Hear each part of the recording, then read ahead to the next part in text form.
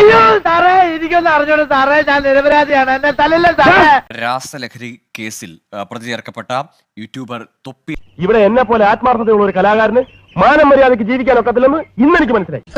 അങ്ങനെ പേടിച്ചു പോകുന്നവനൊന്നും അല്ല ഞാൻ. നിഹാദും 3 സുഹൃത്തുക്കളും ഒളിവിലാണ്. മുൻകൂർ ജാമ്യാപേക്ഷയുമായി കോടതിയെ സമീപിച്ചിരിക്കുന്നു എന്ന വാർത്ത കൂടി വരുന്നുണ്ട്. ആകെ പുലിവാല് പിടിച്ച മാതിരിയായി. നിഹാദിന്റെ പാലാരിവട്ടത്തെ വീട്ടിൽ നിന്നാണ് പോലീസ് ലഹരി പിടികൂടിയത്. ഇത്രയും വേണ്ടിയിരുന്നില്ല, ഇത് കുറെ കടന്നുപോയി. നിഹാദിന്റെ 3 സുഹൃത്തുക്കളെയും പോലീസ് പ്രതി ചേർത്തിട്ടുണ്ട്. വളരെ നന്നായി.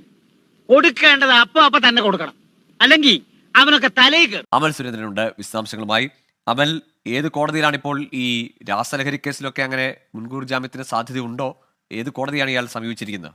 ഇതൊക്കെ എത്രയോ ചെറിയ കാര്യം. പക്ഷെ എനിക്ക് തോന്നുന്നു അങ്ങനെ ഒരു കാര്യത്തിന് ഇങ്ങനെ ഒരു അറസ്റ്റിന്റെ ആവശ്യമുണ്ടോ എന്ന് എനിക്കറിയില്ല. തൊപ്പി ഒളിവിൽ പോയതിന് പിന്നാലെ തന്നെ എറണാകുളം പ്രിൻസിപ്പൽ സെഷൻസ് കോടതിയിൽ മുൻകൂർ ജാമ്യത്തിന് വേണ്ടിയിട്ട് അപേക്ഷ സമർപ്പിക്കാനുള്ള തയ്യാറെടുപ്പുകളിലാണ്. എങ്ങനെയുണ്ട് എന്റെ ബുദ്ധി കൊണ്ട് ഉപ്പിലിട്ട് വെക്കും. ഇത്തരത്തിലുള്ള ഒരു കേസിൽ മുൻകൂർ ജാമ്യം ലഭിക്കുമോ എന്ന കാര്യം ഇപ്പോഴും സംശയാസ്പദമായി നിലനിൽക്കുന്ന കാര്യമാണ്. ഇനി ആവർത്തിക്കില്ല. മാപ്പ് മാപ്പ് മാപ്പ്. സത്യം പറഞ്ഞ ഏത് കോടതി വെറുതെ വിടും?